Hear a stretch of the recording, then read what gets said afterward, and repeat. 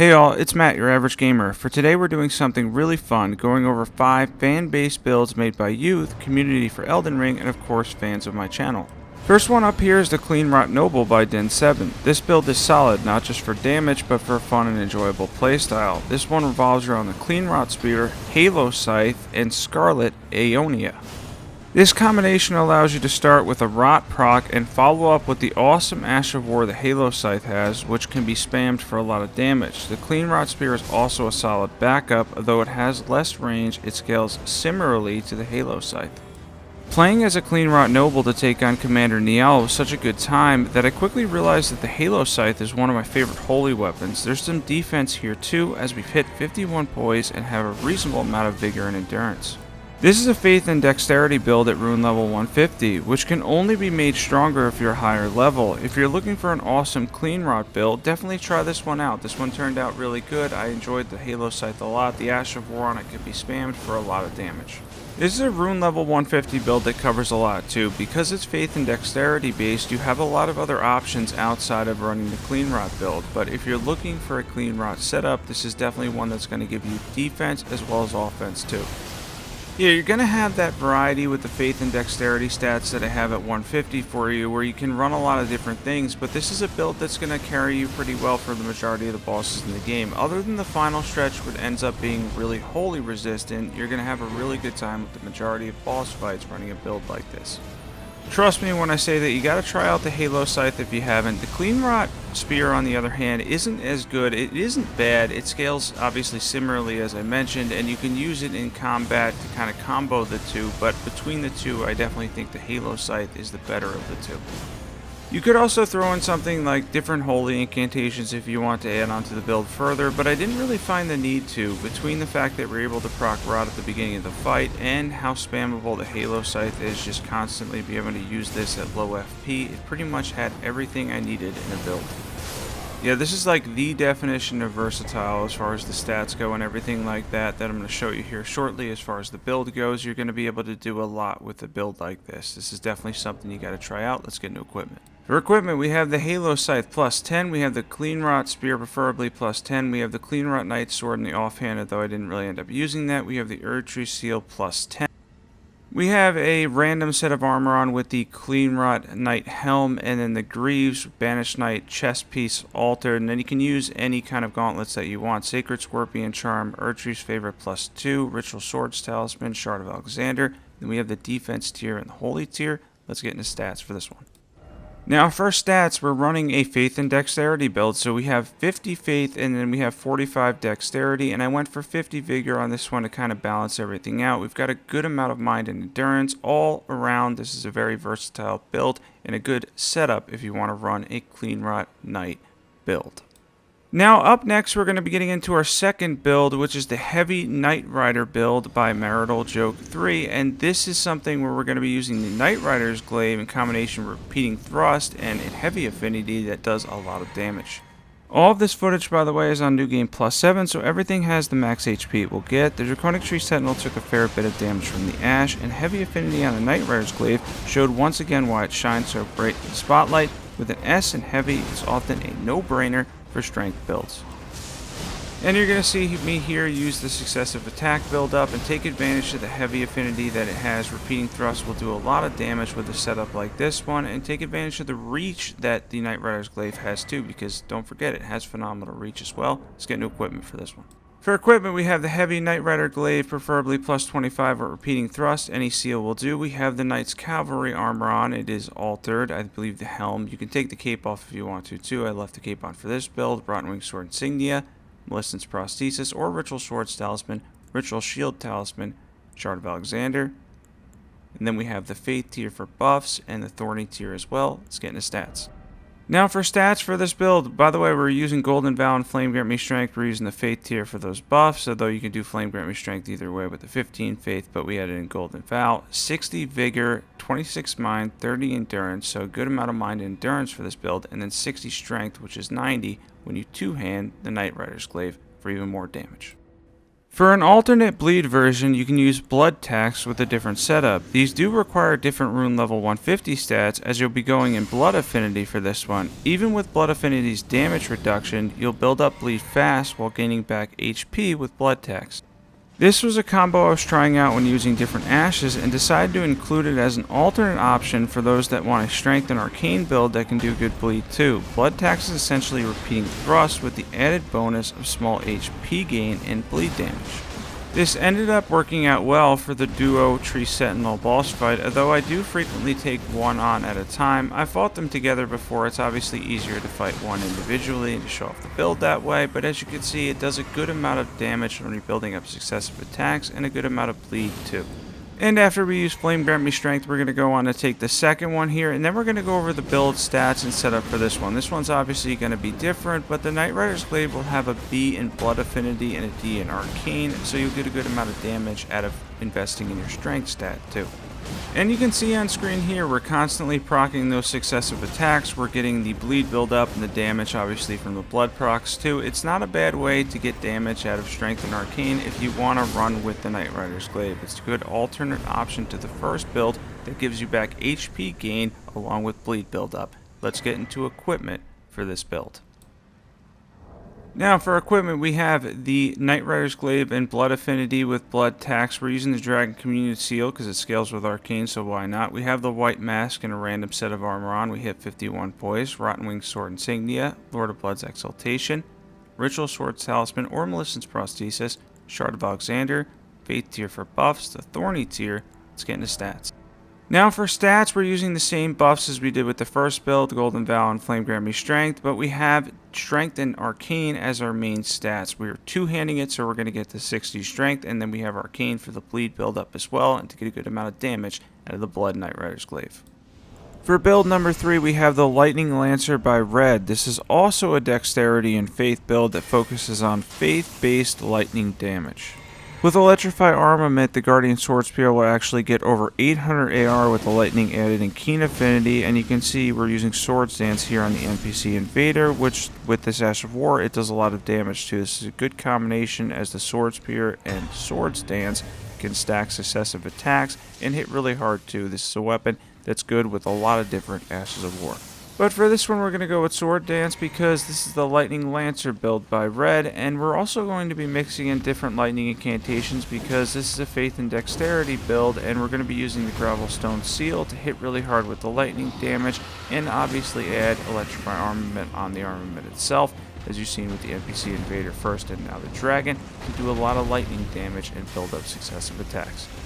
And that's the concept here, to mix in basically getting successive attack boost and using stuff like that as far as the Sword Spear itself, and then throwing in different incantations like Ancient Dragon Lightning Strike for massive damage, and then Lightning Spear is really good too because we're using the Gravelstone Seal, so we're going to get that boosted, we're going to do a lot of damage, and the combination between the Sword Spear and Lightning turns this into a very viable build. And I really enjoy the concept of mixing Dexterity with Faith like the first build because you can do a lot with that type of setup, and for this we have the Guardian Sword Spear plus 25 with Sword Stance maxed out, 2 Gravelstone Seals. We have the Iron Casa, we have the Tree Sentinel Armor, we hit 51 poise here, the Guardian Bracers, Guardian Greaves, we have the Lightning Scorpion Charm, Ritual Swords Talisman, Rotten Wing Sword Insignia, Shard of Alexander. We have the Lightning tier and the Thorny tier. Let's get into stats for this build. And like the first build here, we have 50 Vigor. We're using Ancient Dragon Lightning Strike, Electrify Armament, Lightning Spear, Golden Vow, and Hellish Fury are the 2 buffs I was using. And then we have 45 Dexterity and 50 Faith. That gives us a good amount of damage on the Sword Spear itself, especially with Electrify Armament, and enough to do all the Faith incantations we like to do. Yeah, it's another good one, and you can definitely try out both this and the first one with the same stats because they're similar builds. And next up, we have the Rotten Crystal build by Mattery63 TTV. This is one that focuses on Crystal Torrent in combination with the Rotten Crystal Sword. Crystal Torrent can be used much like Comet Azure, but with less range and damage. It's in many ways the budget Comet Azure you didn't know you needed. Yeah, Crystal Torrent is very much like Common Azure in the sense that you can use the infinite FP tier and you can keep running it through, but unlike Common Azure, which does have more range and damage, you can get this earlier in the game, and not just that, it's a little bit more FP friendly when you run out of the infinite FP tier, which actually makes it easier to start up again after you use the infinite FP tier. As I mentioned there, you're going to see that exactly happen here, and you're able to take him down by starting it again and using your FP bar because it's a little bit more cost effective than Common Azure. So the entire concept here is to use Crystal Torrent and Crystal Release while also building up damage with the Rotten Crystal Sword and getting in Rot as well. You can proc Rot decently quick with its Ash of War, Spinning Slash. This can be a good combination when you're factoring in the Rot with obviously the Crystal spells too, and then we can use the Crystal Rotten Staff or the regular Crystal Staff to boost it by 10%, and then use the Jellyfish Shield to get another 20% more damage to our spells and make life a little easier. By the way, these dragons in Caelid respawn and are essentially mini bosses you can practice builds on, which they're often perfect for since they have over 10,000 HP on New Game Plus 7, but no matter what journey you're on, these are excellent to test all the different builds that you want to try out on. They're perfect for that. And you can see the Rot that we proc there for extra damage, and that's a nice bonus when using the Rotten Crystal Sword, and then the combination of obviously Crystal Torrent and stuff that you can throw in too. And Spinning Slash will also do some posture damage, as you can see the break here. And we're going to move to this Dragon's Head where we're going to do extra damage on the critical break, and you can see the Rot that we procced is taking a lot of damage off of him, and he ended up going down if the critical hit anyway. For this one, we're going to move on to trying Crystal Torrent and mixing in a couple of different spells to take him down.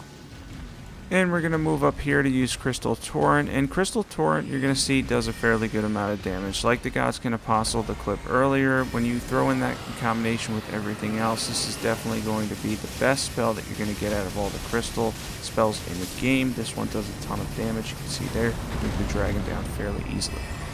And then I was showing off Crystal Release here, which can be good. It's kind of situational. It's obviously better for mobs than bosses. Crystal Torrent is going to be your best bet as far as the crystal spells go. Let's get new equipment. For equipment, we have the Rotten Crystal Sword, plus 10 preferably, the Crystal Staff, plus 10, I think I had it at, and then we have the Jellyfish Shield. Any seal will do. I had a random set of armor on hit 51 poise, Ritual Swords Talisman, Graven Mask Talisman, Magic Scorpion Charm, Shard of Alexander, Infinite FP tier, and the Magic tier. Let's get into stats for this one. Now for this one I did on my mage character, which is at level 200, so I was adding in buffs, but you can just use the Golden Val Ash of War, and I'm going to show you the 150 stats that you can run if you want to build and set up just like this one to get comparable damage. And keep in mind, the Rotten Crystal Sword, we're mainly going for the Rot proc, so here are the 150 stats, so you don't need to invest too much in strength. It scales a little bit better with strength. Unfortunately, you can't change its Ash of War, you're stuck behind Spinning Slash, but you can proc Rot pretty quickly with Spinning Slash. It's not a bad Ash of War, and the whole setup works well together. It's a solid combination build. And this is definitely something you want to try out if you're a caster. Next up here, we have the Pizza Cutter build by Easygoing Vibes 1. Now, this focuses on Giz's Wheel along with charged attacks and then using the Ash of War, which doesn't proc anything successive attack-wise, which is a little bit disappointing, but it does build up bleed the weapon itself too. Even if it's a little bit slow, it does have the bleed build up as well. Now, as far as the weapon itself, this is definitely one of those weapons that is the prime example of being really fun but not being the best in combat. You're going to see me get beat up a little bit here, and it's mostly because I was getting used to the weapon, as this was one I wasn't too familiar with. And yeah, it is a semi-popular weapon, but it's not one that I used fairly often. As far as the build itself, you can proc the successive hits on the charged attacks, but the Ash of War does not proc them. Even though it does do decent damage, it would probably be maybe too overpowered, they were thinking, so it doesn't proc that, but it obviously would be much better if it did. Now you're actually better off using the single-handed charge attacks to proc the successive hits quicker, and I hadn't realized it at the time of this clip, but a quick shout out to Melody and her build where it was written down at. You can actually get the successive hits to proc faster by single-handing it. Now with all that said, it is rather unique being able to use charge attacks to build up successive hits, but even with that, it's still not the best weapon in the game by any means. It's kind of goofy, and it's definitely more fun to use than it is practical. So yeah, at the end of the day, you'll get some bleed procs. You'll be able to use a really, powerful strength weapon in terms of being able to use the charged attacks, but you're going to get a weapon that's definitely a little bit awkward to handle. Giz's Wheel is far from perfect, but it is an enjoyable weapon, especially when you're able to pull off the Ash of War in combination with charged attacks. And by the way, I wanted to mention real quick, if you're wondering how I sound, I finally, after 6 weeks of having a tooth infection, and then they ended up treating it, and then now treating it again, I'm hoping it's gone this time. I've been having a really hard time as far as recording and stuff goes. I'm healing up now, thankfully, but hopefully within a week, everything will back to normal. We'll be back to normal. I have my fingers crossed for that. I'm looking forward to a lot more content on the channel. And this was a fun one to do. Even with that said, having to deal with that the past couple of weeks, it's definitely been rough as far as recording goes. I enjoy doing the fan-based builds. If you guys end up liking this, this is something I'd want to do again. Let's get into equipment here, though, real quick. For equipment, we have Giz's Wheel plus 10 preferably. We have any seal will do, but we had a weightless seal. We have the White Mask, random set of armor on hit 51 poise. We have the Axe Talisman, Lord of Blood's Exaltation. We have the Rotten Wing Sword Insignia, Shard of Alexander.